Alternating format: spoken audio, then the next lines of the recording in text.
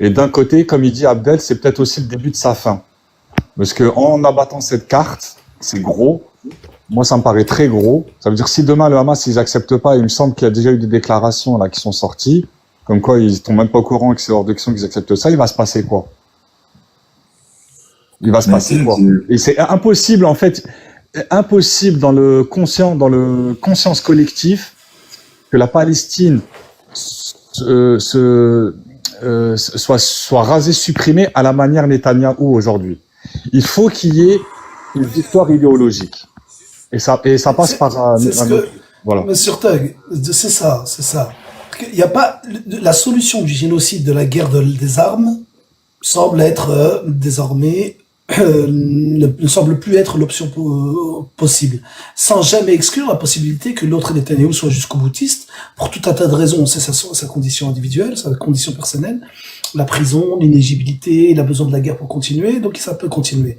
Ça c'est vrai. En tout cas, en l'état actuel. Juste petite parenthèse, Monkey, comme il disait Abdel tout à l'heure, c'est ce qui, je pense que c'est de faire comprendre, c'est que Netanyahou, il a encore 6 autres guerres, sur lesquelles il est sur le front. Il a de quoi s'amuser encore, Non, moi, déjà, je réfute l'idée que Trump que Netanyahou soit en guerre. Il se bat contre des milices. Il ne se bat jamais contre des nations. Moi, ça m'impressionne pas qu'il arrive à battre le Hamas, battre le Hezbollah. Ça ne m'a jamais impressionné depuis le début. Et d'ailleurs, on a vu tout de suite ce que ça coûtait quand il s'en prenait à des États. Et là, quand il s'en prend à l'Iran, il a pris cher et il a compris. Et il a compris certaines choses. Pour moi, c'était largement suffisant ce qu'a fait l'Iran. Ils auraient pu aller beaucoup plus loin. Eux-mêmes ont dit qu'ils n'ont envoyé que 30% de ce dont ils étaient capables d'envoyer. Et bon, ça c'est clair. S'en prendre, et de toute façon, c'est une leçon que tire Israël de cette séquence-là. C'est que, ok, quand c'est des petits gars, pas trop formés, pas trop blindés, pas trop forts, on y arrive. Donc les milices, Houthi, Hezbollah, Hamas. Non, mais bon, le Hezbollah était les plus dotés de tous ceux que je viens de te citer. Il n'en demeure pas moins qu'à côté. Non, mais on peut pas comparer des gens qui arrivent avec des avions de chasse. Roya Onizuka. Là, on parle de gens qui ont des avions de chasse, qui ont du déploiement militaire naval, qui ont des renseignements, des satellites Starlink envoyés. Je veux dire, c'est incomparable. Mais de toute façon, dans cette région, c'est la guerre de guérilla qui est le modèle. À partir du moment où c'est la guerre de guérilla qui est le modèle, c'est vrai que même des gens moins dotés militairement, je parle en armement. Oui, ils ne sont pas en armes égales, mais quelque part, c'est ça qui est l'intérêt, là, ce qui est intéressant au fond de la guerre de guérilla, et on le voit même quand cette guerre-là a lieu en Ukraine, les Ukrainiens sont très forts quand c'est en guerre de guérilla. Quand ça se joue dans les ruelles, quand ça se joue dans des espaces confinés, quand ça se joue, le jeu de la connaissance très très très précise du terrain et le jeu justement de l'utilisation des drones et ce jeu-là vient servir justement les Ukrainiens qui sont pourtant plus faibles que les Russes. Mais dès qu'on est sur des zones très ouvertes, très larges, dans les forêts, là d'un seul coup les Russes ils deviennent très forts parce que bien sûr là ils ont l'armement, ils ont ce qu'il faut pour prendre clairement le dessus. Et puisqu'en Israël à quoi ils sont contraints, les Israéliens, c'est de combattre en mode guérilla. Enfin, ils ont des ennemis qui, quand ils arrivent devant eux, face à eux, ça va être en mode guérilla. C'est des territoires très confinés, très avec beaucoup de reliefs, que ce soit des reliefs naturels ou des reliefs par les habitations, etc. Là, le fait que tu sois moins fort militairement, je parle en termes d'arsenal, peut quand même faire que tu tiennes le coup. Ouais, c'est ce que le Hamas a très bien démontré depuis tout ce temps. Il a fait quand même, Ahmad me l'a rappelé hier, je crois, une dizaine de milliers de morts, ou plus d'une dizaine, 20 000 morts du côté israélien. Ce qui n'est pas rien pour une armée qui est... Franchement, les mecs, vous voyez, ce qu'ils ont, c'est rudimentaire. 3 fois plus, parce que ce que nous disent les médias ouais, peut-être plus, ouais. C'est ce qu'ils nous disent. Le chiffre, c'est 20 000. Voilà, si c'est pas 4 fois, 5 fois plus, parce qu'ils veulent pas nous dire la vérité. C'est leur son de cloche. Tout à fait. Donc, tout ça mis bout à bout, les gars, ça donne quoi? Ça donne, il y a la spéculation, et là on a totalement raison tous de spéculer comme on spécule, puis il y a quand même ce qui est décidé. C'est ce qui est décidé sans qu'il y ait d'obligation pour les acteurs individuellement de respecter l'accord. Encore une fois, on n'est jamais à l'abri. Mais en tout cas, c'est ça. Et à partir de ce qu'on a là, il semblerait qu'on ait un processus qui se soit enclenché, qui pourrait permettre effectivement, créer les conditions d'un cessez-le-feu. Il n'y aura pas la paix, mais un cessez-le-feu. Donc ça, c'est très important qu'à un moment donné, les bombardements s'arrêtent et que les Palestiniens aient le sentiment qu'ils peuvent au moins vivre tous les jours en se disant, bah, c'est bon, ça me canarde plus. C'est tout bête, hein, mais c'est déjà énorme d'arriver juste à donner le sentiment aux Palestiniens que c'est bon, ils ne bombardent plus. Mais il y a le froid, il y a la faim, il y a la maladie. Ils n'ont pas respecté la première proposition. Oui, mais c'est d'autres. Oui, mais on a parlé. Oui, on a dit Kaiser ça. On a dit les conditions ne sont pas. Écoutez, moi, je vais vous dire. Donald Trump pariait aussi sur le fait qu'Israël réussisse à faire que les Arabes prennent les Palestiniens et vider la bande de Gaza par la pression. Ils espéraient tous que ça marche en vrai. Même Macron, tous espéraient que la pression exercée sur les Palestiniens oblige les pays arabes à ouvrir. Mais le truc, c'est qu'il y a... Ouais, l'Égypte, mais il n'y a pas que l'Égypte. Hein. Ouais, Jordanie, l'Égypte. Je vais te poser une question. Effectivement, on va dire qu'il y a, si je prends ton raisonnement, il y a une progression vers un cessez-le-feu. Mais si on va vers ce cessez-le-feu à ces conditions-là, ça, en gros, ce qu'ils sont en train de dire, cessez-le-feu, mais votre pays, il est vendu. C'est ça qu'ils sont en train de dire. C'est ça, c'est ça. Ils ont vendu la Palestine. Bah, qu'est-ce qui va se passer, tu crois, par la suite? Déjà, quand tu vois les conditions, ça va être... moi, j'y crois pas du tout. Donc, ça va être quoi? Je veux dire, la terre, elle appartiendra plus aux Palestiniens. C'est ça qu'on est en train de dire. Ça veut dire, vous nous donnez votre pays et on arrête de vous dégommer. Alors, c'est une solution. C'est une solution. Je veux dire, si on veut être pragmatique et sans émotion, en mettant tout de côté, et c'est ton raisonnement, oui, c'est une solution d'arrêter le bain de sang, mais il y a des conditions. Non, mais ce que je veux dire, Monsieur Tug, ce que je veux dire, c'est que si ce n'est pas ça, si ce n'est pas ce que j'ai dit juste avant, donc le cessez-le-feu, c'est donc la poursuite de la guerre, et donc des Palestiniens qui continueront à crever, c'est tout ce que, c'est que les seuls moi c'est pour ça que je dis, tous ceux qui peut-être, moi en tout cas, je vais toujours plaider dans le sens du cessez-le-feu. Pourquoi? Parce que si vous voulez, la seule option, enfin, ce qui serait bien, pourquoi est-ce que quelque part, moi aussi, j'aimerais bien qu'il n'y ait pas une forme de reddition du côté palestinien. Pourquoi est-ce que je voudrais? C'est s'il y avait les pays arabes avec les Palestiniens. S'il y avait une coalition internationale du côté palestinien. Pourquoi est-ce que c'est qu'aux Palestiniens de payer ce tribut? Pourquoi ce n'est qu'à eux de continuer à souffrir après tout ce qu'ils ont souffert? Moi, je veux bien que les gens veuillent ce pétard, mais dans ces cas-là, il faut à un moment donné qu'on soit à côté d'eux. Juste, je te réponds ça, après je laisse les autres, pardonne-moi. Faut pas oublier que Monkey, déjà, c'est les Palestiniens eux-mêmes qui ont choisi ça. Ils ont choisi le martyr plutôt que de vivre à ces conditions, et ça a été même la cause du 7 octobre. Donc, déjà, il y a... le 7 octobre, il y a eu pas mal de zones de d'ombre. Hein. Franchement, il y a des zones d'ombre. L'histoire, c'est un prétexte pour pouvoir frapper et en arriver là. Ça a été porté de toutes pièces. Oui, déjà ça, Kaiser. Déjà ça. Moi, personnellement, c'est vraiment gros comme un camion, cette histoire. Faut pas sortir de la barbe pour comprendre que ça a été monté de toutes pièces, cette histoire du 7 octobre. On me dit pas à moi une surpuissance qui est arrivée avec des parachutes, machin, des ULM complètement érudits avec ça a été monté de toutes pièces pour moi. Non mais je parle pas des conséquences. Non, je parle pas de ça. J'ai dit parler du 7 octobre. C'est pour ça que l'objectif du Hamas le 7 octobre. Pardonne-moi, Tanguy, tout ça pour dire que c'était à partir de cette histoire de 7 octobre. Donc quand même, c'est complètement démesuré de vouloir prendre un pays, une nation, parce que il y a des gens qui ont pris en otage lors d'une rave party. À la base, on part de ça. Après, il avait développé... Vous êtes conscient de dire je prends un pays parce qu'il y a des gars, soi-disant, bref, alors on va dire cru pour cru. Des terroristes sont venus, ils ont pris 40 personnes, ils les ont enlevés, et on va prendre un pays pour ça? Mais on marche sur la tête ou quoi là? Non, mais je crois on prend pas un pays parce qu'il y a une espèce d'arme à la mais hier, il en avait parlé manqué, il avait bien développé, et en fait, il y a beaucoup de zones d'ombre, certes, mais il avait développé. Est-ce qu'ils l'ont laissé faire? On a eu pas mal d'hypothèses, mais ce ne sont que des hypothèses. Et Abdel aussi, il nous a montré des vidéos, il nous a bien développé ça. Il y a pas mal de zones d'ombre, on est bien d'accord. Maintenant, on va dire d'accord. Pourquoi ils le font? Pour ça, pour soi-disant les otages maintenant qui les rendent, et on prend un pays pour ça? Mais le monde ne va pas laisser faire, la communauté internationale, le monde... Ah, mais Kaiser, à un moment, il faut mettre les otages de côté. Moi, les prisonniers de guerre, je les appelle. faut les mettre de côté. Ça fait plus d'1 an, même plus que, en fait, les prisonniers Oui, de c'est guerre. une garantie. Ils s'en foutent, hein. Ils s'en foutent totalement. Ils bombardent les zones où sont. Juste petit rappel de contexte. Tout ça dans une Palestine occupée depuis 76 ans. Hein, donc, voilà, on parle du 7 octobre. Voilà, donc c'est l'arbre les qui cache Palestiniens la ont forêt. choisi ça. Non, les Palestiniens n'ont pas choisi la colonisation. Donc tout ça, le 7 octobre, tout ça est dans un contexte de 76 ans d'occupation, de milliers de personnes, de milliers de martyrs bien avant le 7 octobre, et de millions de déplacés et même de diaspora, de réfugiés bien avant le 7 octobre. En fait, la question, elle a été posée aux Palestiniens. Je t'assure, quand vous parlez avec les Palestiniens en live, quand tu leur poses la question avec ce que vous savez maintenant, ce qui s'est passé après le 7, si c'était à refaire cette opération et que vous savez ce que vous allez manger après, est-ce que vous le referiez? Ils vont te répondre à 100% tous oui.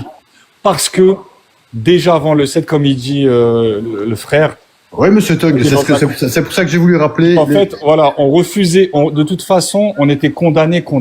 Exactement, c'est pour ça que je voulais rappeler les 76 ans d'occupation. On parle du 7 octobre, mais tu sais. Voilà, c'est ça que je voulais dire, et que dire. Tu nous le fais comprendre, intelligiblement. En gros, de toute façon, ils étaient déjà dans un camp à ciel ouvert bien avant le 7, et qu'ils n'avaient pas d'autre choix que de se battre. Donc, c'était pour répondre à Monkey que dire, si eux-mêmes déjà ont choisi le martyr plutôt que d'un cessez-le-feu. Moi, je me place en condition. Parce que non, mais je suis d'accord avec toi. Peut-être qu'islamiquement, non, mais peut-être qu'islamiquement, vous êtes deux. Attends, Khouya, monsieur Tag. Moi, islamiquement, comme ça, vous savez, moi, personnellement, je me revendique salafi. Pour nous, il n'y a pas de terrorisme. Il y a pas, ou en tout cas, il n'y a pas de martyr.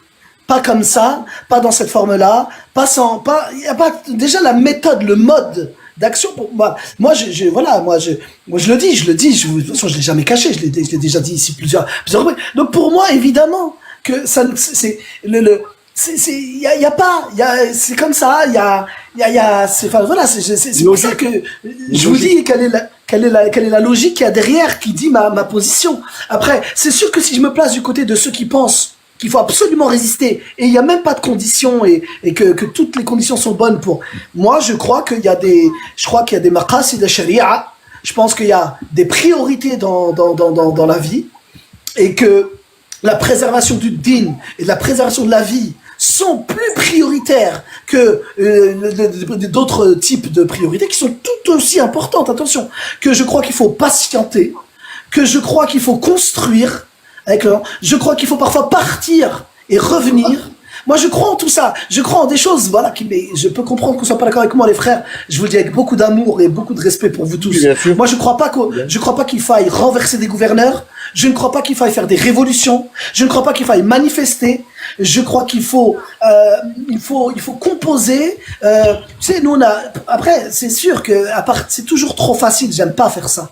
Revendiquer donc la sira du prophète Mohammed sallallahu alayhi wa sallam, je suis pas qualifié pour le faire et je le fais pas. Mais ce que je sais, c'est que quand le prophète Mohammed sallallahu alayhi wa sallam était sous domination, il s'est pas rebellé contre le système de domination. Les Quraysh, de toute façon, il était lui-même c'est-à-dire qu'il militait, il essayait de faire sa da'wa, il faisait son effort. Mais l'objectif n'était pas non plus de terrasser tout le monde. D'ailleurs, à telle enseigne que quand il finit par constituer la force qu'il finit par constituer et qu'il retourne à Mecca, en essayant de verser aucune goutte de sang et en permettant des corridors, des corridors sécurisés pour que les gens qui veulent partir partent. Et quand il est à Médine, donc il fuit l'endroit qui est la zone de persécution, il va dans un endroit plus favorable et il reconstitue sa force spirituelle, mentale, même d'hommes et de femmes et des gens désormais construits, solides. Et après on revient. Mais quand on revient pas pour tout détruire. On revient, on propose des solutions de paix. Et si, à un moment donné, il n'y a pas la paix, bien sûr qu'on engage les mesures, d'autant plus qu'on peut les engager ces mesures parce qu'on est fort, parce que ce n'est plus en pure perte seulement. Ça ne veut pas dire qu'il n'y a pas une phase avant tout ça où les musulmans n'étaient pas persécutés et morts. Et le prophète Mohammed sallallahu alayhi wa sallam a vu les premiers convertis à l'islam, les plus déterminés, les plus solides, ceux qui ont eu besoin que de très peu d'arguments pour accepter l'islam, il les a vus mourir. Il était le premier triste, le premier dégoûté, le premier révolté. Et pourtant, il n'en appelait pas à la révolte, il n'en appelait pas à une résistance genre armée. Donc moi, je crois qu'il y a une sunna, il y a une sira, il y a des débats. Moi, c'est sur lesquels je me place. Et les gars, je vous demande que de me contester, je vous demande de pas me détester pour ce que je viens de vous dire, et je vous partage ma pensée. Et voilà. Et en plus, moi, je vais pas te détester. il y a le Khilafa, moi je vais pas te gouvernement. détester, c'est une Mon très je vais belle... même te dire. En fait, là, tu révèles ton côté très humain et très. Je vois là tout ton amour, parce que c'est très facile de dire, pour certains, de dire non, les Palestiniens, ils doivent pas lâcher leurs terres, etc. Mais en attendant, ceux qui sont exterminés. Et moi, je vais dire, je suis très partagé là-dessus. Et c'est là où je vois tout ton amour, et je comprends ce que tu dis, où d'un côté, faudrait peut-être tout pour un cessez-le-feu je veux dire, même s'il faut quitter ces terres, en gros, c'est ce que tu es en train de dire, quitter vos terres, vivre en diaspora, comme il y a déjà une grosse diaspora palestinienne qui vit dans le monde, hein. Et ils sont 6 à 10 millions, les Palestiniens. T'en as 2 millions en Jordanie, t'en as 1 million au Liban. Et je comprends ce que tu dis et je suis partagé avec ça. Et je serai jamais, c'est jamais moi qui vais te contester Mais maintenant, qu'est-ce que tu vas dire à un peuple manqué qui, depuis près d'un siècle, se bat pour sa terre? Est-ce que tu crois que eux-mêmes vont entendre ce discours? Mais tu vois ce que je veux dire? Et là, il y a un frère palestinien. Mais moi, tu me parles, moi, tu me parles, en tout cas, moi, j'entends ce que dit monsieur Ortega. Moi, ça veut dire, c'est-à-dire que moi, en tout cas, comment dire, les hommes de là-bas, je parle bien des hommes. Moi, déjà, je suis pas d'accord pour que des femmes et des enfants meurent, hein. Moi, je suis pas du tout d'accord. Ça, déjà, c'est exclu de la donne. Déjà, en tout cas, premièrement, ah ouais, attendez, on va faire les choses bien. Premièrement, ceux qui veulent fuir doivent être en mesure de fuir et de partir. Premièrement. C'est très important ça. Tout le monde ne veut pas faire la résister. Donc déjà, ceux qui veulent partir doivent partir, parce que de toute façon, ils seront de très mauvais combattants. En plus, parce qu'en plus, ils avaient envie de fuir et on les force à être là. Ils seront de très mauvais combattants. Donc autant qu'ils fuient. Deuxièmement, les femmes et les enfants et les personnes âgées et tout ce que vous savez doivent aussi être protégés et fuir, partir. Les pays arabes doivent accueillir en gros. Maintenant, effectivement, là, je rejoins monsieur Mr. Tug. Si parmi eux, parce que là les hommes sont libres et moi les musulmans ne sont pas, chacun fait ce qu'il veut. Et comme tu l'as dit, il y a une histoire de la résistance, il y a une culture de la résistance, il y a même une âme de la résistance là-bas. Et que les gens considèrent que c'est leur terre et ils sont prêts à mourir pour ça. Je ne crois pas que ce soit un objectif islamiquement valable de mort. Selon moi, Allahu alam, je peux me tromper.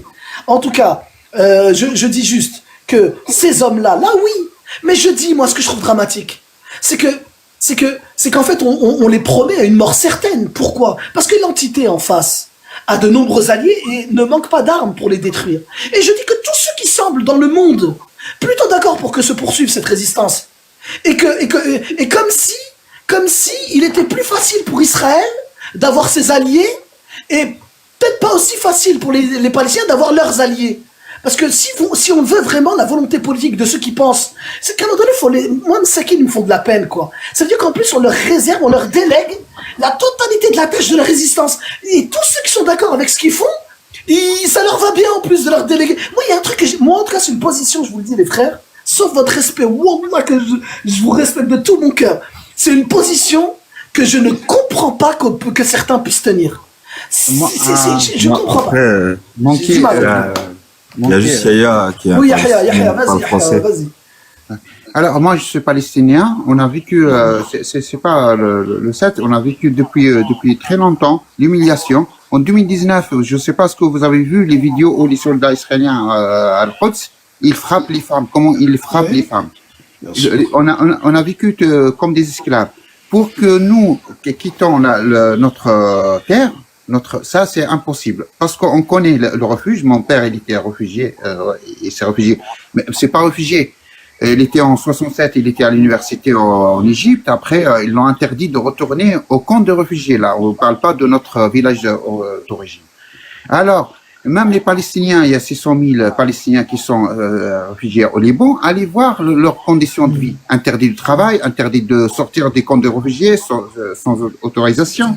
On est partout humiliés. Hein. Et Yahya, je vais même rajouter que les Gazaouis ont encore un traitement différent des autres Palestiniens ailleurs, en dehors des frontières palestiniennes. Oui. Même, par exemple, un Palestinien, pour qu'il passe, on a des familles en Jordanie, en Cisjordanie, on peut pas, même la Jordanie refuse. C'est des cas rares, vraiment.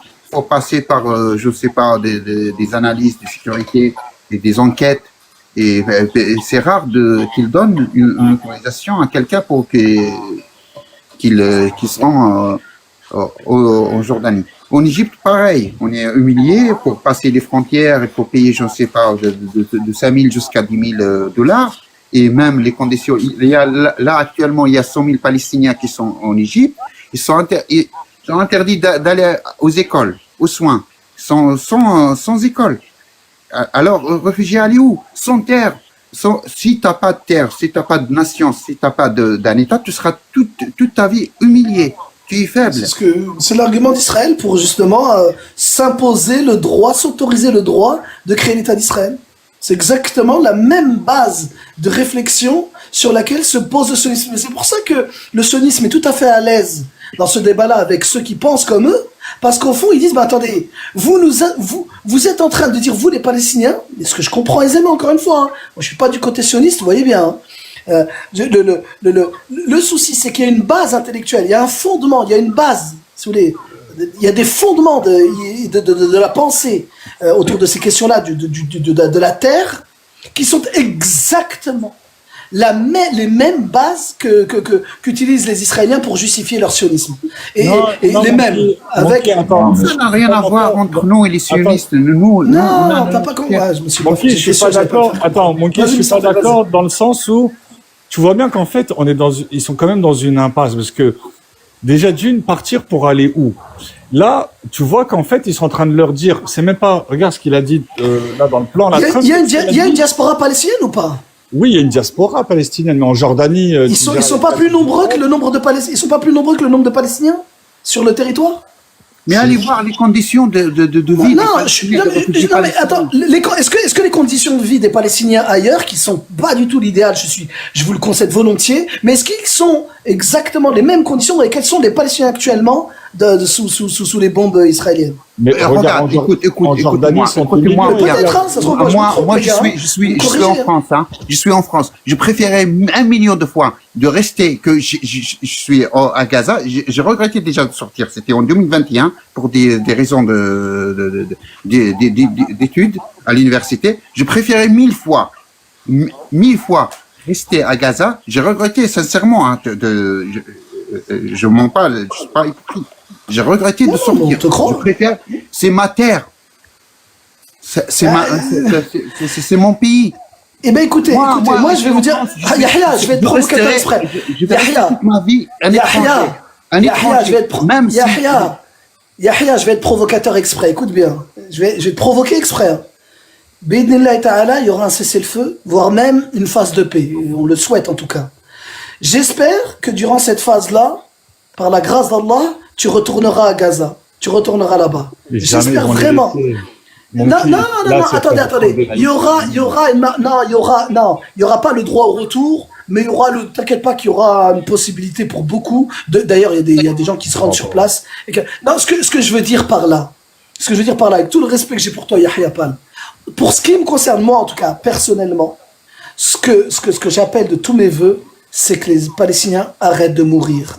C'est tout ce que, voilà, moi c'est tout ce qui m'importe. Après ça, une fois qu'on aura garanti la santé des Palestiniens, leur vie, et qu'il y ait un processus qui s'enclenche et qui prendra la forme qu'on verra. Mais en tout cas, pour le moment, j'ai envie d'avoir ce sentiment que les Palestiniens et les Palestiniennes... Moi, d'après ce que je connais de l'islam, il incite les gens à être forts, à ne pas être faibles. C'est ça que je comprends. Un musulman, il a une dignité. On n'accepte pas, les Palestiniens, ils n'ont jamais accepté l'esclavage. On le refuse, pas question. C'est des modèles de dignité, les Palestiniens. C'est des modèles de dignité. Moi, j'insiste beaucoup là-dessus. C'est les derniers hommes qui restent dans notre communauté. Hein. Moi, je reviendrai sur ce que tu dis, Monké. En fait, l'histoire, c'est... cette problématique, elle résume en fait l'état actuel du monde.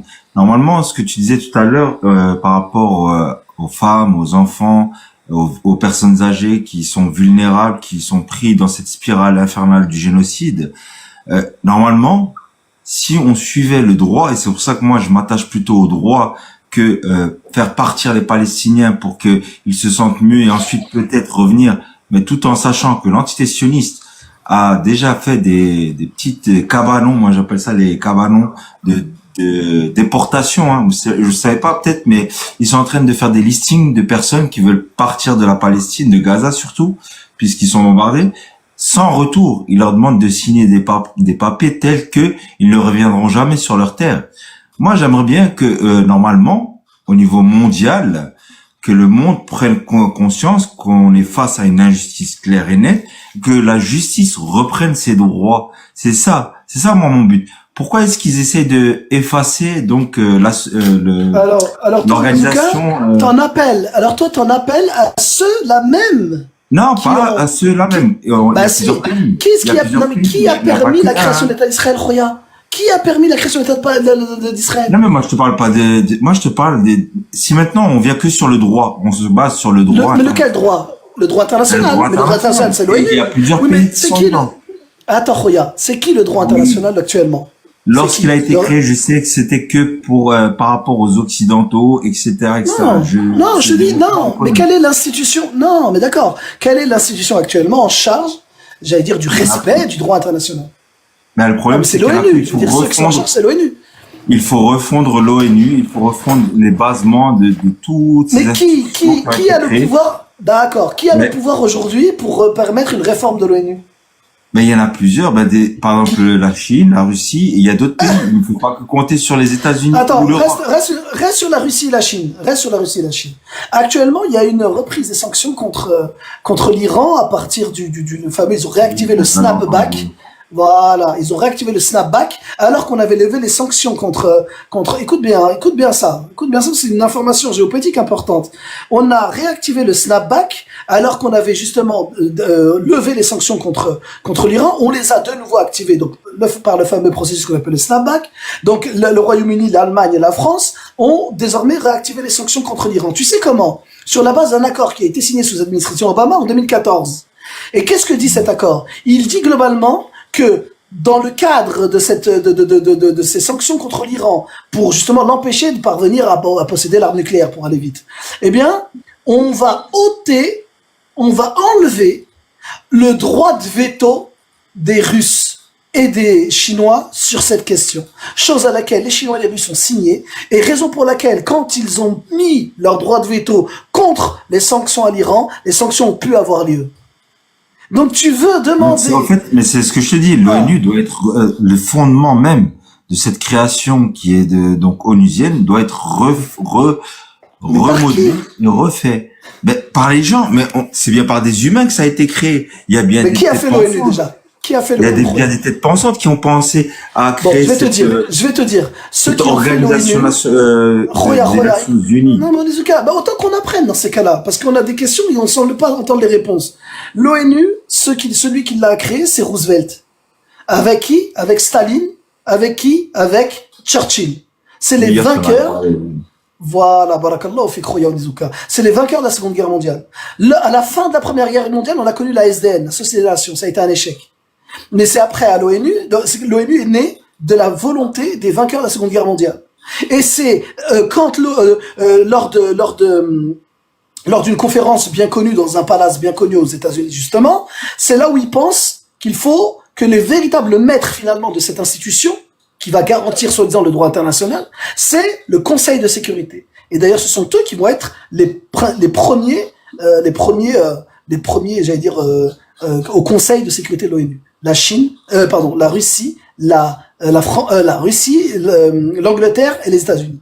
Et on va intégrer la Chine peu après, parce que la Chine a fait un gros effort contre le Japon, et les Roosevelt le reconnaît. La France n'intégrera que bien plus tard, et d'ailleurs, après que Roosevelt soit mort.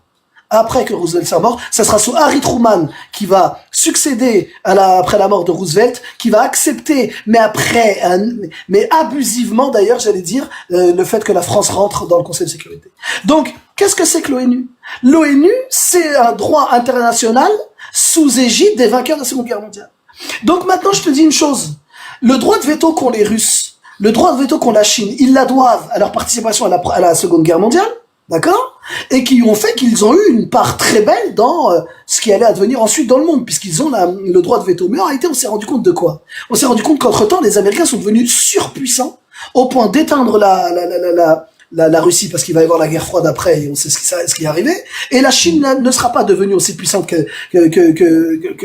cas, elle n'était pas aussi puissante que ce qu'elle est devenue actuellement. Donc aujourd'hui, en fait, on a une nouvelle guerre qui s'approche, ou en tout cas, la possibilité d'une refonte de l'ONU, mais en fait qu'il y a une destruction de l'ONU au nom d'une nouvelle reconfiguration de la puissance. Ça, oui. Là, d'accord, je veux bien croire. Mais attention, oui, mais il faut acter. Ouais, mais regarde, donc ça veut dire quoi? Parce que toi, la base sur laquelle tu parles, c'est la possibilité.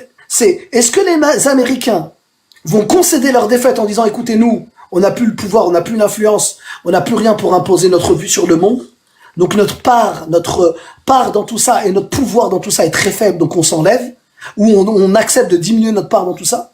Ou est-ce que les Chinois et les Russes vont devoir passer par une phase très guerrière contre les Américains, donc une guerre mondiale contre les Américains et leurs alliés. En fait, tu me l'as enlevé de la bouche. Une refonte du droit international, pour répondre au cas, ça passerait par une chute des États-Unis, du monde. Ah là. C'est ce que je disais tout à l'heure. En fait, c'est soit on accepte les solutions pour mettre fin au génocide à Gaza, soit on accepte les solutions jacksoniennes américaines, qui veut dire plus de Palestine aux Palestiniens, mais en attendant, il y aura plus de bain de sang. Soit des grandes puissances comme la Russie, la Chine arrivent à imposer le droit international, mais de là qu'il arrive à l'imposer, ça passe par un déclin total américain et britannique, effectivement. Et moi, c'est ce que j'espère, parce que par rapport à tout ce qui a été vendu par rapport à ce droit international, moi, ce que je ressens, c'est le besoin d'une refonte, mais aussi la prise de conscience de reprendre la justice, le terme de justice. Qu'est-ce que ça veut dire? La Palestine nous a montré les défauts, les vrais défauts de l'ONU. La Palestine a révélé que le droit international n'est plus aujourd'hui. Ça, c'est caduc. Avec toi. Exactement. Il est, en fait, et je dissocierais, en fait, le concept du droit international avec l'ONU. Parce que je crois le concept, l'idée du droit international, c'est un Français qui l'a sorti, et c'est un tsar russe, je crois, qui est le premier à avoir convoqué des nations, à avoir eu l'idée du concept du droit international.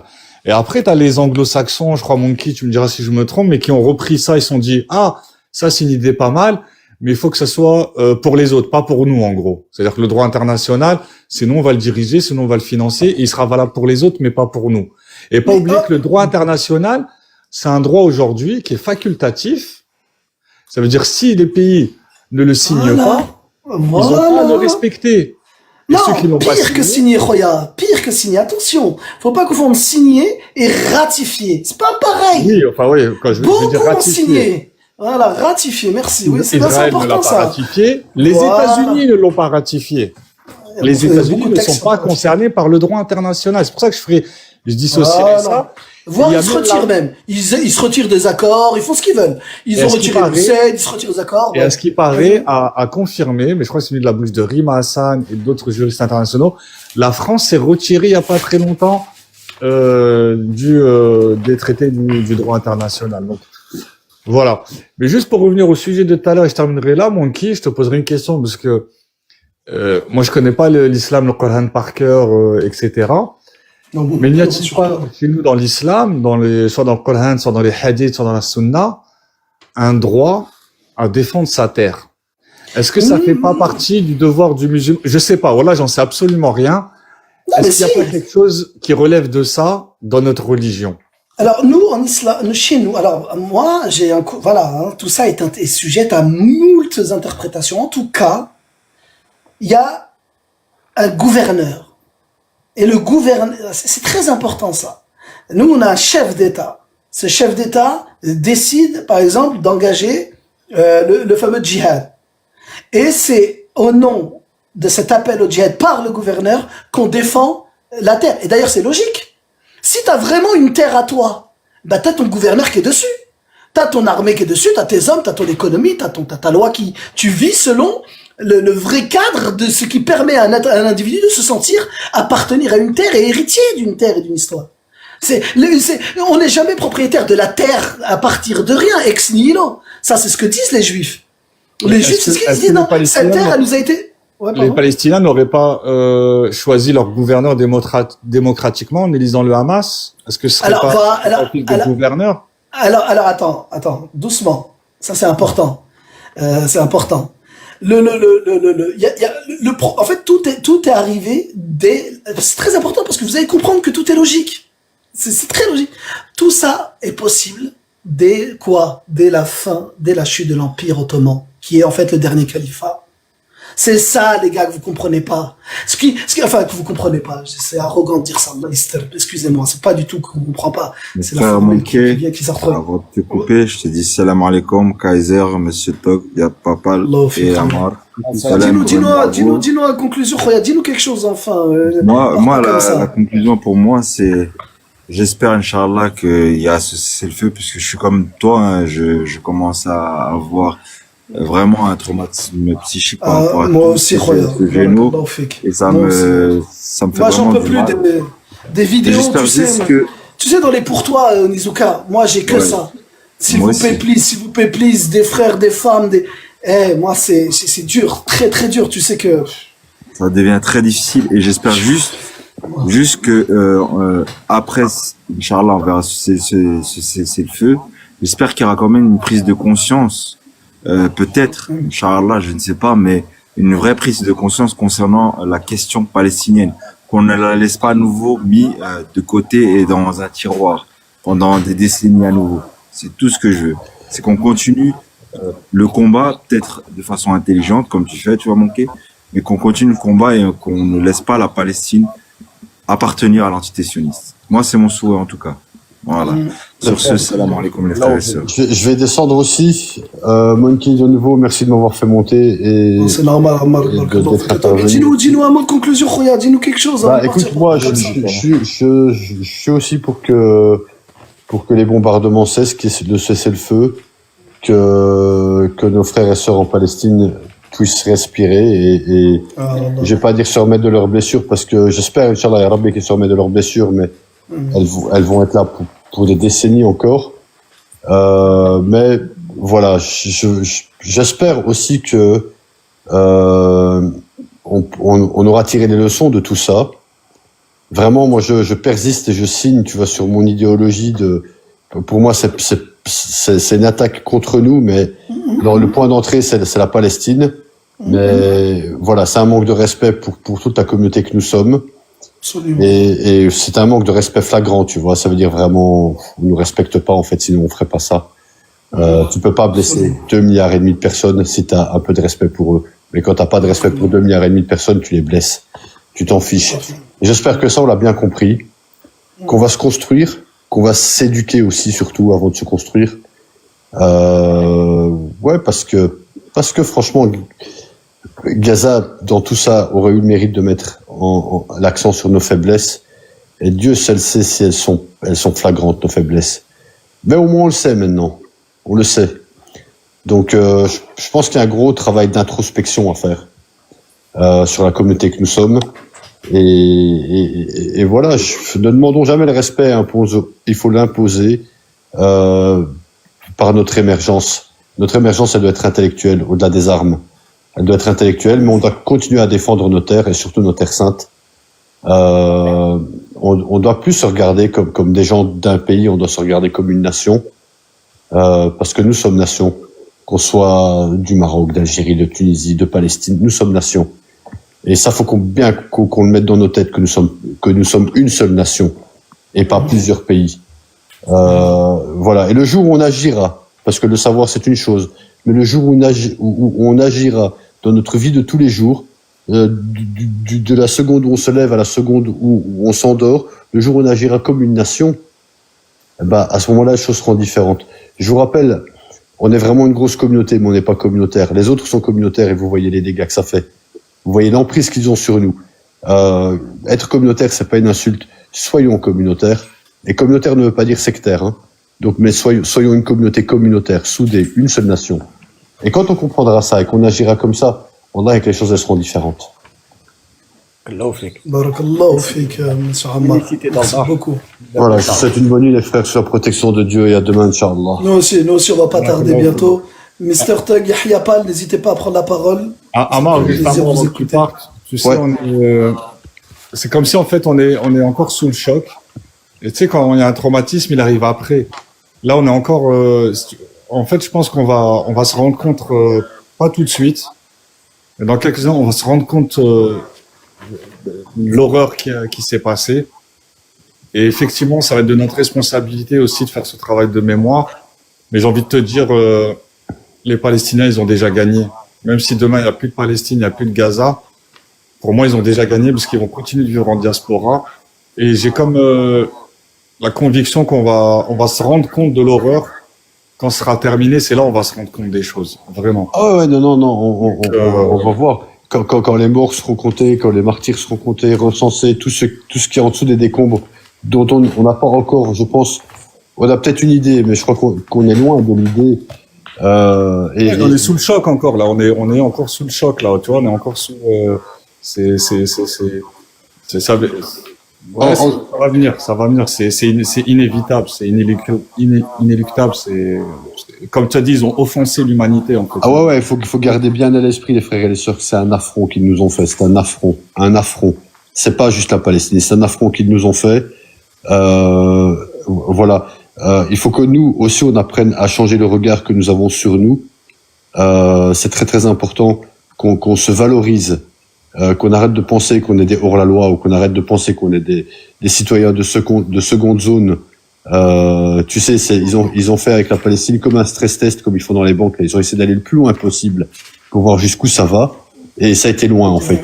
Pour très peu de réactions, finalement, parce que, en fait, nos réactions par rapport à ce qui s'est passé, elle est ridicule. Vraiment, elle est ridicule. Et ça, ils l'ont vu, tu vois. Tout ça, ils le notent dans leur petit carnet. Ils se disent, OK, on peut aller jusque-là. Ils feront pas plus que ça. On peut aller jusque-là. On peut faire des centaines de milliers de morts. Ils feront que des manifestations.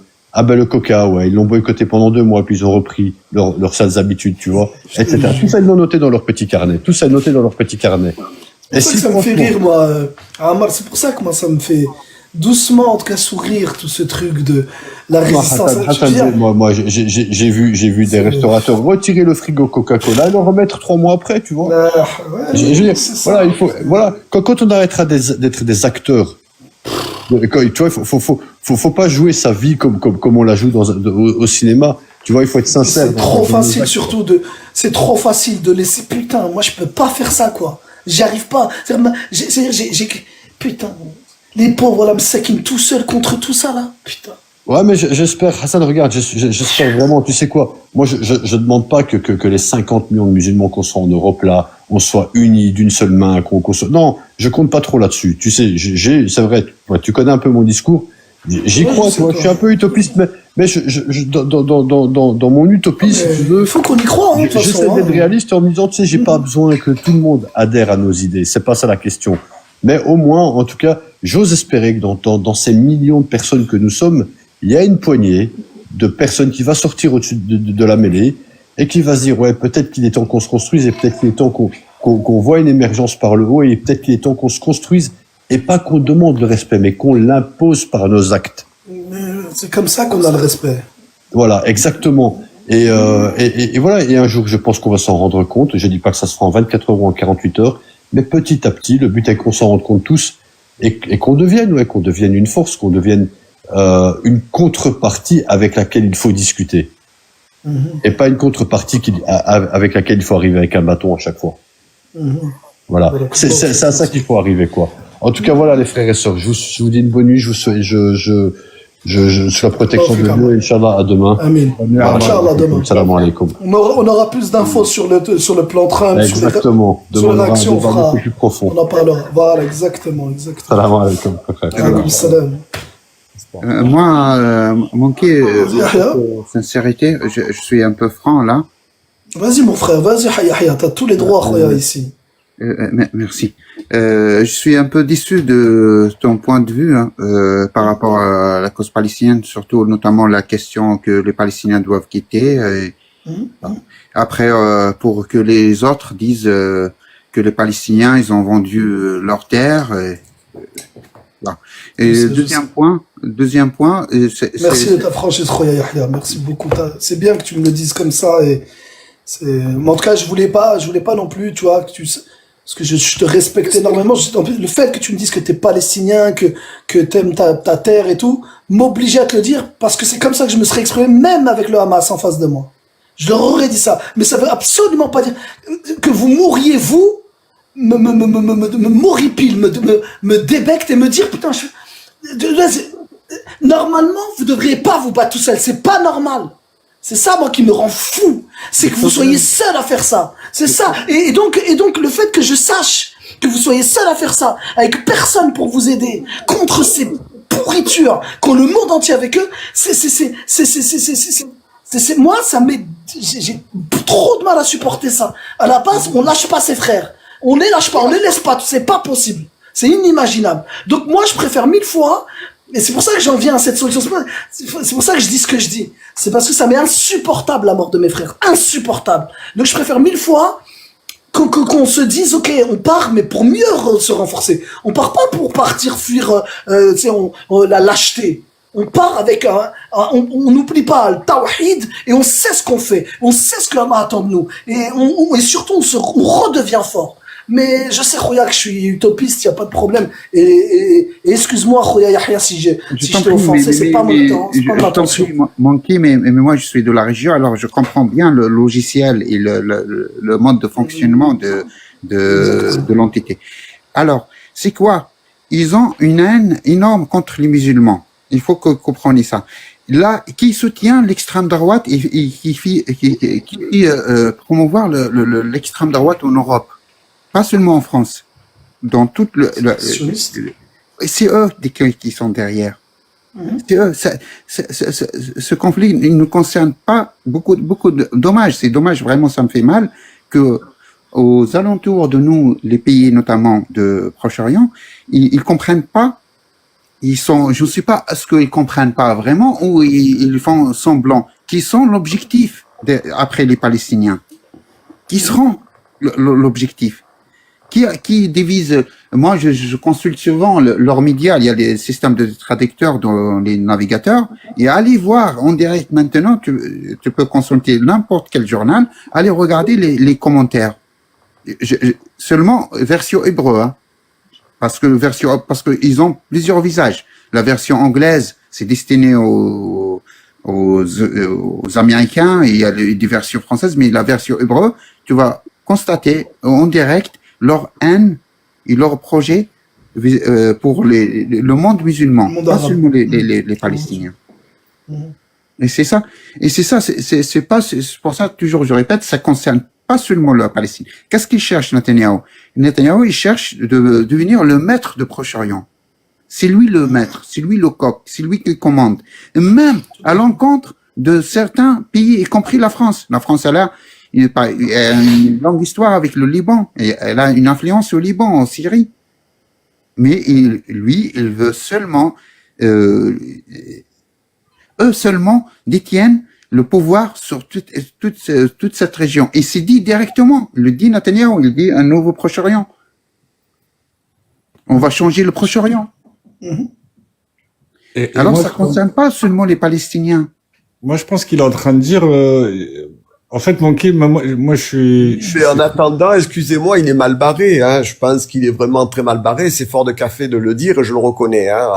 À mes dépens, personnellement, bien sûr que cet homme ou cette entité, ou alors ce groupe scrupuleux mafieux tel un cancer, veuille prendre le va-tout du monde. C'est le vassal carrément du monde. Je vais aller beaucoup plus loin au paroxysme de ta façon de vouloir penser idéologique.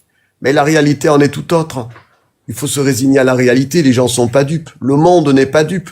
On a découvert donc la franc-maçonnerie et compagnie, tous ces gros groupes qui sont rattachés à ces gens-là, l'entité sioniste, et ils le savent pertinemment. Donc ça ne serait tardé, ne vous inquiétez pas. Là déjà, le vent a tourné. Après, on peut en parler de ce qu'on peut en dire, qui vienne, qui pourra. Allahu A'lam, Dieu seul sait. C'est lui qui donnera la destinée. On se prend en main, on a mobilisé, on a mis en place la stratégie, ils ont leur stratégie, et après, à chacun voit par ailleurs sa porte, comme on dit.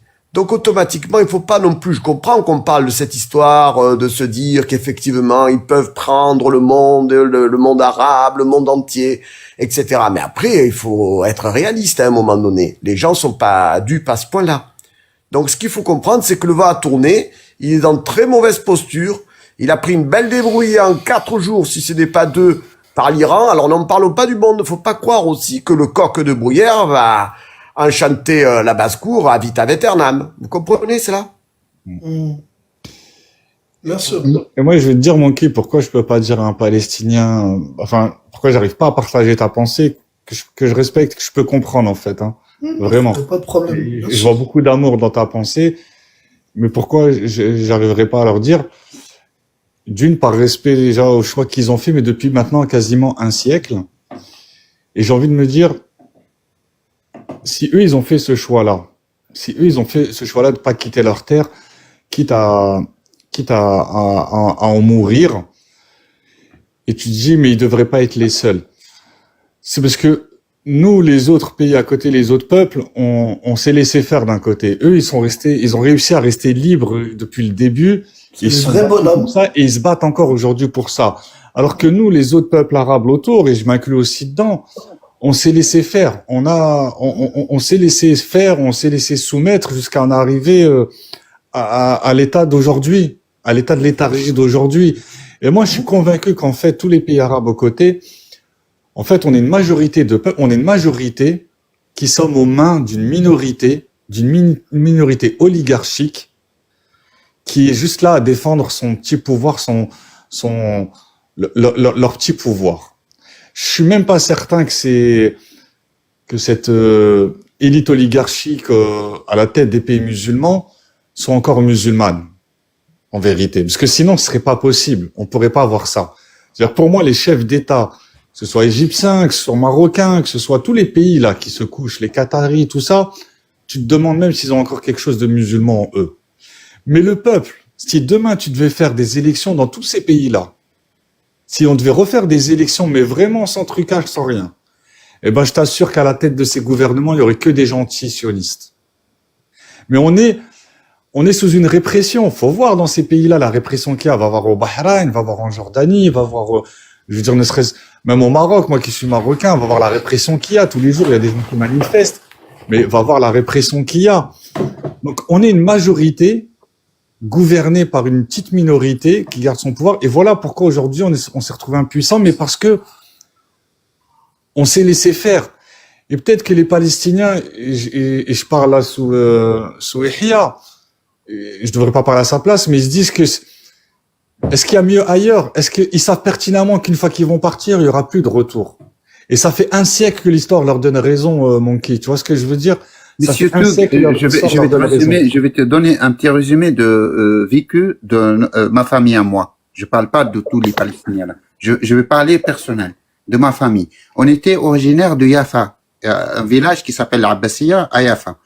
Le 13 décembre 1948, David Ben Gurion a ordonné à ses milices de raser ce village. Alors, c'est ma grand-mère qui me parlait, qui m'a raconté notre histoire. On était à la base une famille riche, noble, on détient des terrains. Bon, ils ont venu le 13 décembre, ils ont rasé, ils ont tué, c'est un petit village, hein. Ils ont tué 9 personnes, ils ont déshabillé les femmes au milieu du village, ils ont encore des femmes. Alors, on s'est réfugié dans des camps il appelle ça des camps de réfugiés, c'était des camps de concentration. Moi-même, j'ai vécu dans des camps de concentration où les rayons soleil, ils rentrent pas, n'accèdent même pas à la maison. C'est pas une maison, hein, je sais pas, c'est des bidonvilles. Voilà. Alors, je me souviens, j'étais petit, j'ai vécu une partie de la première intifada où chaque jeudi, ils viennent ramasser tout homme plus de 17 ans. Je posais la question à ma grand-mère, pourquoi?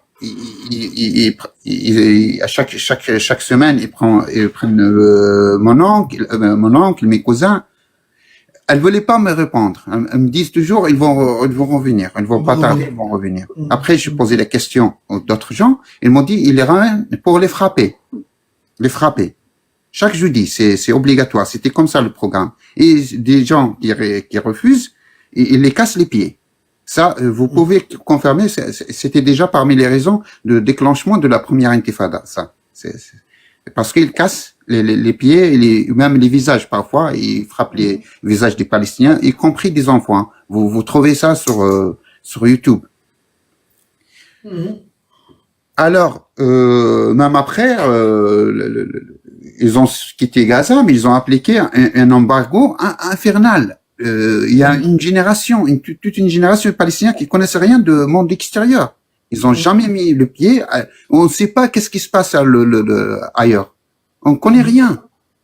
L'électricité, c'était un planning, 2 heures 2 heures chaque jour, parfois chaque 2 jours, parfois chaque 3 jours. L'eau potable, il faut l'acheter. Il n'y a pas dans les robinets. Et le taux de chômage est 80%. Et les 20% travaillent dans des ONG à l'UNRWA. Après, quitter notre terre, oublier ça, oublier notre histoire, c'est impossible. C'est impossible. On peut pas sacrifier tout. C'est une trahison, sinon, pour les gens qui ont sacrifié leur vie. Mais pour moi, ouais, ça me paraît. Regarde, Monkey, il y a une de tes auditrices qui dit, l'Algérie a mis 132 ans avant de se libérer. Et c'est vrai, je vous pose la question, si les Algériens, à ce moment-là, ils avaient quitté leur terre, est-ce qu'on aurait une Algérie aujourd'hui? Après, c'est pas tout à fait Je te pousse dans tes retranchements, Monkey, excuse-moi, mais attends. Non, mais attends, c'est une vraie question que tu poses. Moi, je dis, c'est pas tout à fait comparable. Pourquoi est-ce que je dis ça? Déjà, attention, 132 ans de colonisation, il faut comprendre que c'était la France impériale. C'était la France impériale.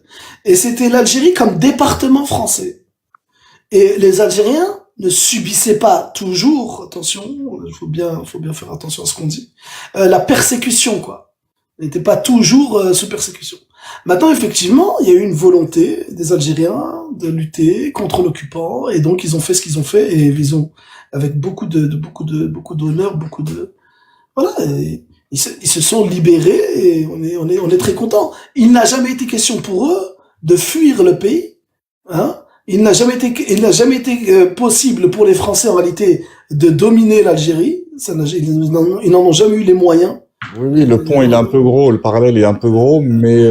Non, mais je comprends la question. En fait, je comprends la question que si demain, effectivement, les Palestiniens quittent leur terre, pour moi, ouais, demain, il n'y a plus de Palestine. C'est une évidence, c'est sûr. Alors après, qu'est-ce qui adviendra dans 100 ans, 130 ans? Je suis d'accord avec toi. Regarde, moi, attention, que ce soit juste clair. Moi, je m'aligne sur la position des chouyours. C'est pas compliqué, c'est pas moi j'ai pas mon opinion à donner là-dessus.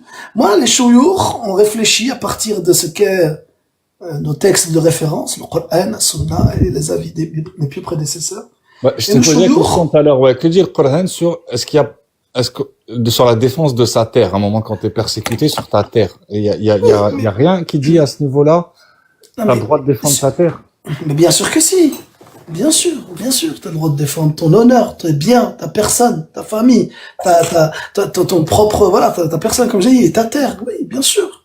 Dans le cadre où, effectivement, ta terre ici, c'est une terre administrée selon tes principes, tes valeurs, ta religion, ta foi, etc. Donc là, un pays entièrement musulman, pleinement musulman, avec un gouverneur musulman, selon les règles, j'allais dire le mode de vie des musulmans, oui, là oui, l'homme sur place, il sait que son pays va être envahi par une puissance, et en fonction de l'ordre qui est donné par le gouverneur, on fait la guerre si c'est ce qu'il veut. Et si c'est pas ce qui est voulu, et si c'est autre chose qui est voulu par le gouverneur, alors on suivra ce que dit le gouverneur. Je sais que c'est très dur à accepter pour beaucoup. Attends, juste finir là-dessus. Je sais que c'est très dur à accepter ça aujourd'hui pour beaucoup. Et c'est pour ça que c'est pour ça que moi je comprends tous ceux qui pensent différemment de moi. Moi c'est ma position. Et par exemple, moi je suis marocain. Je suis sujet de Sa Majesté, le roi Mohammed VI. Je suis sujet de Sa Majesté, qui est le roi et qui a la commanderie des croyants. Voilà. J'ai pas mon mot à dire. Quand je dis j'ai pas mon mot à dire, qu'est-ce que ça veut dire? C'est-à-dire que le roi a parlé, je m'exécute. Et maintenant, si je voulais, parce que je suis peut-être pas d'accord avec tout, ça peut arriver, eh bien, si à un moment donné, il y a un canal qui me permet d'aller discuter avec eux et conseiller, je donnerai mon conseil. Humblement. Je dirais, attendez, je suis pas d'accord, là, pour ça, on devrait faire ci, on devrait faire ça, bref. Autrement, il y a des gens qui sont en fonction, donc c'est la responsabilité de gérer et d'administrer un territoire, un pays, les enjeux, les défis et la stratégie. Et c'est à eux le boulot. Et si vous voulez, nous, à notre niveau, à nous, en tout cas moi, je parle pour moi, au niveau qu'est le mien, qui ne suis ni roi, président, ministre, rien, moi, je dois m'atteler chaque jour à deux choses. Déjà, en termes de comportement, le bon comportement attendu de moi par Allah, par Allah subhanahu wa ta'ala. Et de deux, remplir ma mission temporelle, mes obligations, et être un bon élément qui sert mon pays. C'est mon niveau, je suis un petit soldat. Moi, j'ai juste bien accepté ma place dans l'échiquier, quoi. J'ai juste accepté de me dire, Hassan, au fond, toi, ta vie, c'est quoi? Tu vas juste avoir le bon comportement, t'astreindre aux obligations, et, sur l'aspect tout à fait temporel, être un élément positif pour ton pays. Voilà ce que je fais. C'est pas compliqué en vrai, mais... Les Palestiniens, ils demandaient pas mieux que d'avoir leur pays, je veux dire, leur frontière, et gouverner bien sûr. leur pays. Mais oui. On leur enlève ça, comment ils font? Écoute, ils ont pas la chance d'avoir un roi, enfin, ils ont essayé, ils ont élu, ils ont fait des élections. Et là, en tout cas, les fatawas des chouyours, non, en fait, si tu veux, la seule vraie foi, alors, il y a eu déjà l'OLP de Yasser Arafat, qui était un acteur extrêmement légitime, et pourtant Israël l'a bafoué, ils l'ont même tué. Hein. Ensuite, vous vous souvenez, Yitzhak Rabin et Yasser Arafat, Bill Clinton qui assiste à la poignée de main entre les deux, qui regarde ça du dessus. Bon bref, c'est un processus qui a échoué. Puis finalement tout ce processus a échoué jusqu'à la mort d'Arafat. Et ensuite il y a une nouvelle séquence politique où il y a le Fatah qui apparaît, puis il y a le Hamas surtout. Et puis en 2006, il va y avoir les élections. Il va y avoir des élections et les Palestiniens sont appelés à voter pour choisir leurs représentants politiques. Et ces élections qui vont extrêmement bien se passer, 77% de participation. 900 observateurs internationaux qui viennent dans chaque bureau de vote vérifier si tout se fait dans les règles. Et les 900 observateurs disent tous, ça s'est fait dans des conditions optimales, et de sécurité, et de liberté, et il n'y a pas eu de menaces, il n'y a pas eu d'intimidation, rien. Et au terme de cette élection, donc en plus élection validée par Israël et par les Américains et par l'Europe, qu'on dit oui, faisons cette élection, c'est le processus électoral. Et qu'est-ce que ces élections donnent? Donnent le Hamas vainqueur. Et en fait, ce choix des Palestiniens leur a toujours été reproché, en tout cas dès le moment où ils ont voté, on leur a dit vous avez fait le mauvais choix.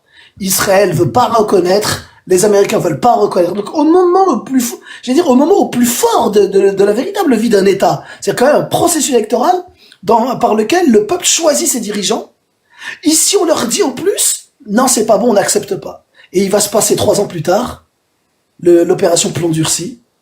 Et depuis ces élections avec le Hamas, tu sais aujourd'hui, quelle est la base théorique sur laquelle justement ils se basent pour dire en réalité on peut tuer tous ces Palestiniens parce que c'est tous en même temps des gens du Hamas, parce qu'ils se souviennent de cette élection où ils auraient tellement voulu que l'histoire s'écrive avec une autorité palestinienne complètement soumise à Israël. Donc déjà à l'époque il y avait Ahmed Korey, il y avait Mahmoud Abbas, il y avait cette partie-là un peu de gens complètement acquis au sionisme. Et donc ici là, tu as un processus qu'ils auraient aimé voir émerger comme acteurs politiques, ceux qui font le jeu du sionisme. Or, les Palestiniens ici encore ont voté pour le Hamas. Donc voilà, et on leur a fait payer très cher. Donc c'est ça parenthèse seulement. Le choix de H par les Palestiniens, c'était une revanche. C'était par rapport à la corruption de l'autorité palestinienne. Et absolument. Oui. Bien sûr, mais l'autre, c'est un corrompu notoire, là, Mahmoud Abbas, on le sait, bien sûr. Et donc, oui, mais bon, il y a de ça, et il y a aussi une véritable volonté de donner le pouvoir à ceux qui, quand même, sur le territoire, sur l'aspect totalement social, étaient vraiment présents pour les Palestiniens. Il y avait cette idée-là, en tout cas, que le Hamas, quand même, jouait un rôle tout à fait concret sur le terrain. À l'image de ce qu'ont toujours su faire, d'ailleurs, les frères musulmans. C'est vraiment un savoir-faire des frères musulmans, c'est quelque chose qu'il faut leur reconnaître. Ils ont ce savoir-faire, un vrai déploiement territorial, une vraie action sociale, une vraie action humanitaire, une vraie action d'éducation. Ça, c'est incontestable. Incontestable. Et un vrai savoir-faire aussi politique. Mais ils ont compris les codes. Mon qui pas oublier aussi que le Hamas, il a été fortement soutenu par les extrémistes de droite sionistes, qui à ce moment-là, voulaient un parti pour contrer Yasser Arafat. Et ça a été dit de sa bouche lui-même. Ils avaient tout intérêt. Alors certes, ça reste le choix des Palestiniens pour moi, Mais il fallait aussi dégommer Yasser Arafat à l'époque qui faisait peur aux extrémistes, qui n'étaient pas encore au pouvoir. Hein. Ils n'étaient pas encore au pouvoir en Israël. C'était encore un peu, on va dire, les sionistes de gauche. Et qu'ils ont aussi soutenu le Hamas, mais c'était en vue de mieux les détruire derrière aussi. Tu vois, comme quoi enfin tout est calculé sur du long terme. Faut prendre en compte aussi cette. Mais on l'a vu dans plein de cas. On l'a vu avec les talibans en Afghanistan. Les Américains les aident, leur fournissent en armes, ils combattent le communisme, ils sont appelés les héros de la liberté, ou je sais plus les gardiens de la liberté. Et puis on les adule, on les adore, on les aime. On se souvient des images du secrétariat d'État américain sur place qui serre la main aux talibans. Et puis, comme toujours, quand à un moment donné, la guerre s'est arrêtée contre le communisme parce que le monde atlantiste l'a emporté. Il y a une autonomisation qui se fait progressivement des talibans et là d'un seul coup ils deviennent les ennemis. On a la même chose avec le Al-Qaïda, avec le Daesh, où à un moment donné ces gens sont facilités d'ailleurs par les services secrets américains et à un moment ou à un autre de leur processus, ils servent les intérêts américains, puis à un moment donné, ils se détachent pour faire cavalier seul, et puis à un moment donné, par exemple, pour parler de Al-Jolani, donc Ahmed Al-Sharra, qui est actuellement président de Syrie, ils savent l'utiliser et le mettre président aujourd'hui. Ils savent en faire leur ami. Et quelque part, c'est un peu le même processus qu'ils souhaitent avec le Hamas, si toutefois ce plan Trump venait à fonctionner. Ce qu'ils souhaiteraient, c'est transformer les terreaux en hommes politiques responsables, à l'image d'un Jolani qui était un terreau et qu'on a mis sur le trône à la place de Assad. Vous voyez, ils aimeraient faire ça. C'est un scénario qu'ils aimeraient peut-être essayer, voire parvenir. Mais avec comme tu l'as dit toi, tu l'as très bien dit, Mr. Tug, t'as dit quoi? T'as dit oui, d'une Palestine dont on a dépossédé tout le régalien. Que vaut un État qui n'a même pas le régalien souverainement pour lui, quoi. Enfin, tu comprends? Oui, c'est masculin. Mais pour en résumer, parce que je vais aussi, de toute façon, cet État, c'est même pas un État, Trop les gros pipi sur Sion. Cet État illégitime et extrémiste fasciste n'existe que par la volonté des Anglo-Saxons, que par la volonté des Américains et des Anglais, ça on le sait. Qu'après eux, ces fascistes, ils ont l'utopie ou l'envie messianique de faire un empire juif. Eux, c'est leur rêve. Ils veulent un empire juif. Hein, c'est ça le grand Israël. On veut un empire juif. Mais ça, aujourd'hui, il existe que par la volonté des Américains et des Anglais. Voilà. Et ça, il faut aussi se le mettre en tête. Et le droit international issu de la Seconde Guerre mondiale a largement contribué à faciliter la création d'État israélien, le fameux plan de partage. Oui. Et voilà, vous connaissez l'histoire aussi très bien. Pour moi, ils ont falsifié ils ont falsifié le concept du droit international, l'ONU. Tu vois, à la base, c'est une bonne idée, le droit international. C'est un joli concept. Ouais. On est d'accord. Monsieur Tug, là, j'ai fait des études en droit. Il y a un problème. Il y a un problème entre le droit international. On peut pas dire, il n'a pas le mécanisme de force ou parce qu'il y a la souveraineté des États qui bloque le droit international. Il y a la souveraineté. Après, il y a un conflit toujours sur qui est supérieur à ce que le droit international ou la souveraineté d'un État. Après, la majorité des États, ils préfèrent garder leur souveraineté. Il y a pas de contrainte en fait. Ils peuvent pas appliquer les sanctions. Ouais, je suis d'accord. En fait, dans ce qu'on appelle, pour tous les pays, vous avez quelque chose de similaire à ce qu'on a en France, ce qu'on va appeler la hiérarchie donc du droit et ce qu'on appelle le bloc de constitutionnalité. Il y a des textes dont on va estimer qu'ils ont une valeur supérieure, et pour l'essentiel, elles le sont toutes supérieures à ce que peut parfois contraindre à faire sur un État des résolutions du droit international. Voilà. Et on l'a vu par exemple avec Israël. Combien de résolutions ils ont marché dessus, ils ont piétiné ça. Ils n'ont rien à faire. Combien d'injonctions même que les Américains ont eues quand ils ont décidé de sortir des différents protocoles ou des différents accords sur l'écologie, sur le nucléaire. C'est des gens qui n'ont jamais signé les traités de non-prolifération. C'est des gens qui ont signé des traités parfois qui vont même qui sont même contradictoires par rapport à l'esprit du droit international. La question de l'extraterritorialité du dollar, donc ce qui permettait d'étendre le droit américain, et donc le DOJ, donc le département de justice, qui pouvait s'appliquer sur toute transaction qui avait le moindre dollar dedans, et donc il pouvait même parfois enfermer, emprisonner arbitrairement des grands chefs de grandes capitaines d'industrie parce qu'ils estimaient que là ils auraient pas dû commercer avec l'Iran. C'est arrivé. Pareil pour je crois que c'était la nièce de je sais plus quel grand président d'entreprise chinois, etc., etc. Ça veut rien dire le droit international en vrai. Ce qui compte, c'est, comme je le dis toujours, le Conseil de sécurité. Là on discute. Pour moi, tout ce qu'il y a avant, c'est de la littérature. C'est un peu comme en Europe. Le Parlement européen, c'est mignon. Ils sont mignons, tout cela, la Renew, Bloc Central, PPE, le Bloc Patriotique, les Verts. Bon, c'est mignon, tout ça, on les laisse parler. Bon, en dernier instant, c'est von der Leyen, et vous l'avez vu avec la pandémie de Covid, il n'y a pas eu de débat, les gars. C'est oui, et fermez-la. Je sais pas, bon, ça me semble évident, mais après, chacun voit comme il veut, hein, pas de souci. Désolé, Monkey, je dois descendre, moi. Ok, Yahya, tu reviens quand tu veux, Yahya. Très, très intéressant. À la prochaine, Inch'Allah, Khoya. Ok, je vais y aller aussi. Je te remercie. Vas-y, on va écouter Pipi sur Sion. Ah, c'est moi qui te remercie, Mr. Tug, Wallah. Je vous écoute un peu d'en bas et merci beaucoup, Monkey, à la prochaine. Voilà, reviens quand tu veux, Khoya. Plaisir. Merci à tous les autres qui ont. Merci, franchement. Merci. De bon cœur. Eh oui, désolé. Je sais que ça te fout le seum. Parce que toi, tu penses que... Écoute, moi, je reprocherai à aucun Algérien d'être ce qu'il est et fier de l'être. Et comme toi, DZ, tu vas entendre encore une fois ça. Je suis sujet de Sa Majesté le Roi Mohammed VI. Je sais que ça te brûle les oreilles de l'entendre. Et tu devrais pas. Parce que moi, j'ai aucune difficulté à reconnaître, je sais pas moi, la dignité, la fierté de l'Algérien, de se sentir algérien, citoyen algérien. Tu devrais l'accepter parce que c'est l'âme du Marocain, c'est celui-là. Hein, comme l'âme de l'Algérien, comme l'âme du Tunisien, toutes les âmes se valent, Khoya. Et nous, on respecte tout le monde. Hein?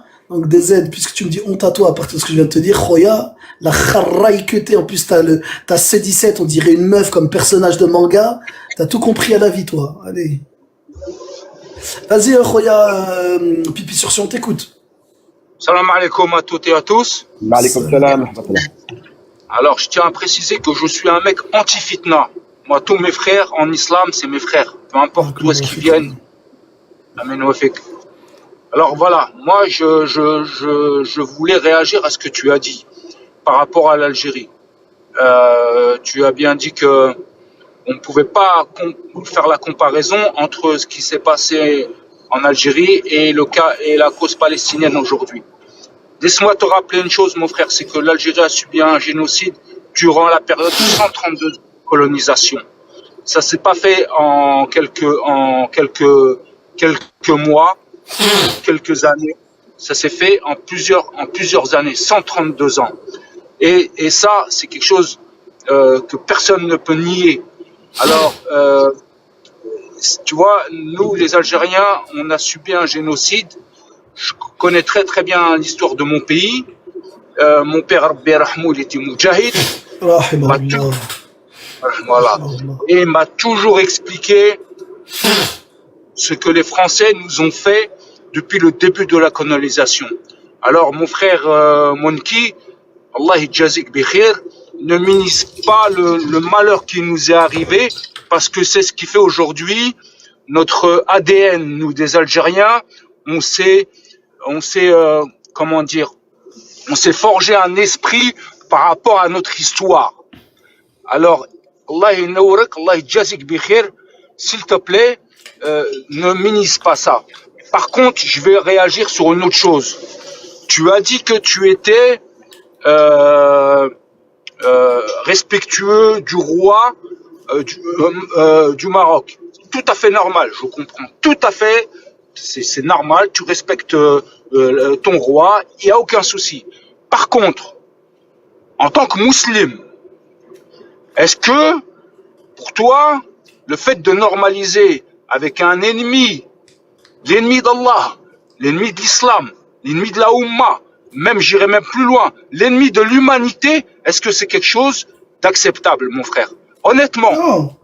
Moi, ce serait, s'il y avait une critique que je formulerais au Maroc, c'est évidemment cette position sur la normalisation. Ya Arham Waldik, c'est tout ce que je voulais entendre. C'est tout ce que je voulais entendre. C'est pour ça qu'il faut distinguer. C'est pour ça, Khoya, déjà, merci, Barakallahu Fik, pour ton rappel. Évidemment, je ne minimiserai jamais ce qui est arrivé aux Algériens. Dès la première seconde où la Français avait projeté leur néfaste projet sur l'Algérie. Dès la première seconde. On parle vraiment dès la première seconde, donc dès la Troisième République. Moi, je ne minimise rien du tout, au contraire. Et tu fais bien de le rappeler. Si toutefois j'ai laissé un peu ce sentiment, il faut absolument que tu le corriges comme tu l'as fait. Barakallahu fik. C'est pas du tout mon intention. Et je dis simplement que les conditions, historiques, ont fait qu'en tout cas les Algériens sont sur place. Ils sont massivement sur place. Et que même quand ils les ont, parce que l'histoire est là, hein, on a les archives, on a tout, même quand ils se sont fait massacrer, les Algériens sont restés, et ils ont résisté, ils ont combattu, et ils l'ont emporté, et alhamdoulilah rabbil alamin. Voilà, je peux pas dire autre chose. Ouais, je me permets juste vite fait là-dessus. Moi, il y a juste une chose sur laquelle je vais être clair, c'est sur l'aspect plus général, c'est-à-dire sur ces sujets-là. Les citoyens lambda, là, les gens lambda, moi je m'estime être un homme normal, comme tout le monde, quoi. En réalité, bon, si vous voulez avoir votre mot à dire là-dessus, on peut, parce que c'est théorique, on peut en discuter, tu vois. Tu me dis sur la normalisation. Moi, j'ai pas de problème à en discuter comme ça. Mais de là à ce que ce soit, pour certains, un motif pour exciter la foule marocaine pour virer le roi, ça jamais de la vie. Ça jamais de la vie. C'est-à-dire que nous, on va faire les choses sagement. C'est-à-dire que on va discuter, on va dire que... Et après, de toute façon, la charge, la responsabilité, tu vois, de la gouvernance, Roya Pipi sur Sion, c'est ça, il y a des gouverneurs pour ça, c'est eux qui décident. Et nous, si on peut à un moment donné se faire entendre dans la sagesse, dans le bon comportement, et avec avec le bon conseil, on le fera. Si c'est possible, on le fera. Maintenant, il y aura jamais de projet de renversement. À moins que le gouverneur en question fasse ce qui est, ils disent et promeuvent ce qui est contre le Coran et la Sunna. Là, d'accord. Mais autrement, on n'a pas de mot à dire. Et puis, de toute façon, il y a des gens dont c'est le travail, hein, entre nous et entre le bas peuple et le tout là-haut. Il y a des intermédiaires qui, eux, doivent faire ce boulot. Il y a les chouyours, il y a des gens, il y a le gouvernement, il y a des hommes politiques, etc. Vas-y, Khouya Pipi, sur ce. Après, voilà, mon frérot, regarde. Moi, je peux pas interférer dans l'histoire du Maroc. Le Maroc, il a son histoire, il a un peuple. C'est à eux de décider qui doit être au pouvoir, qui ne le doit pas l'être. Moi, j'ai pas interféré là-dedans. Qu'Allah guide. Moi, je suis musulman, alhamdoulilah, je ne veux pas la destruction de ce pays. Qu'Allah guide votre roi, qu'Allah guide les gens qui sont à la tête du pays pour comprendre que l'intérêt, c'est l'unité de la Ummah et se déclarer ennemi direct du sionisme international qui est en train de massacrer toute l'humanité en réalité, parce que ça va bientôt nous arriver à nous. Et je vais m'arrêter là. Et je vais juste finir par un rappel. Les premières chambres à gaz, frère, elles ont existé en Algérie. Ça s'appelait de l'enfumage. Bugeaud, il a enfermé des gens dans une grotte et il a fait brûler du bois pour les étouffer. Femmes, enfants, vieillards, ils sont tous morts, frère. C'est les premières chambres à gaz, frère. C'est chez nous en Algérie. Voilà. Maintenant, je vais juste dire une chose. Allah yahdi la Ummah tout entière. Amin. Tout entière, mon frère. Parce que tant qu'on aura un esprit tordu comme on a aujourd'hui, wallahi, les Sions, ils vont nous pisser dessus autant qu'ils le souhaiteront. Voilà, mes frères, barakallahu fikum d'avoir donné la parole. Merci pour ta sagesse, Khoya. Merci beaucoup pour ta sagesse. Allah ysalmek, barakallahu fik. Bonne continuation à vous, très bonne soirée, mes frères et sœurs. Barakallahu fik, Khoya. Vas-y, je te laisse une conclusion, Kaiser Sosé. Eh bien, tout simplement,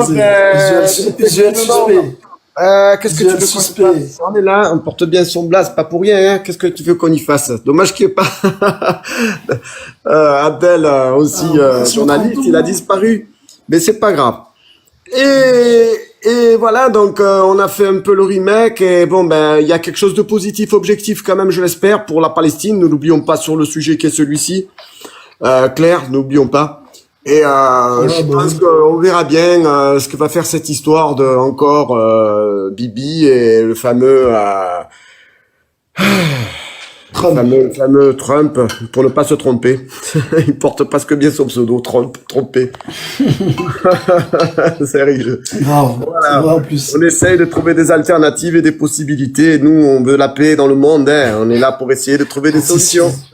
Non, excellent. C'est une très bonne discussion, un très bon échange. Encore une fois, c'est toujours bon de rappeler. Bien sûr, machin. Vous savez, on ne fait que discuter. Vous savez, en tout cas pour ce qui me concerne moi, je n'ai aucune espèce de prétention. Je sais très bien ma place dans le monde. Je suis un petit individu lambda.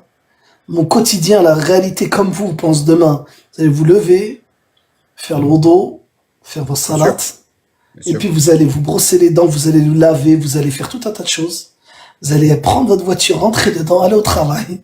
Vous allez, la vérité, c'est que moi, c'est ça ma vie. Je vais pas faire genre, comme si j'étais dans les affaires de l'État, que j'étais au courant de toutes les informations, et que là, non, rien du tout.